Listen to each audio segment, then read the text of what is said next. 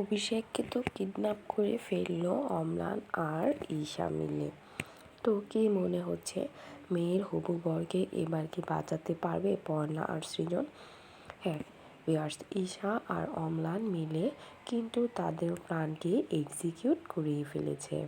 মানে ঠিক যেমনটা প্ল্যান করা ছিল, যে মাঝ রাস্তাতেই অভিষেককে কিডন্যাপ করা হবে, হলো কিন্তু ঠিক তেমনটা।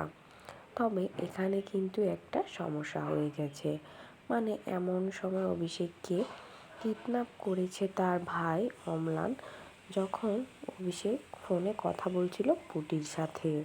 আর তার উপর কথা হচ্ছে, যেহেতু এখন পুটি সবাইকে বলে দিয়েছে, তো পর্ণা ইতিমধ্যে ঈশা আর অম্লানকে সন্দেহ করা শুরু করে দিয়েছে। যাই হোক, পর্ণার প্রথম সন্দেহের তীরটা কিন্তু 100% সঠিকই। বাকি এখনটা দেখার বিষয়, অভিষেককে মেরে ফেলার আগে এবং মেয়েকে বিয়ের আগেই বিধবা হওয়ার আগে পর্ণা ঈশা ও অম্লানের চক্রব্যূহ ভেদ করে অভিষেককে বাঁচাতে পারে কিনা। বাকিটা তোমাদের কি মনে হচ্ছে? মানুষ পর্ণা এবার তার মেয়ের শিশুর রক্ষা করতে পারবে নাকি এবারও পারবে না, জানতে চোখ রাখতে অবশ্যই তোমার প্রিয় সিরিয়ালে। আর মেয়ের মধু সিরিয়ালটি তোমাদের কেমন লাগছে তা অবশ্যই আমার কমেন্ট বক্সে জানিয়ে 30 সেকেন্ড দিও। হইল না।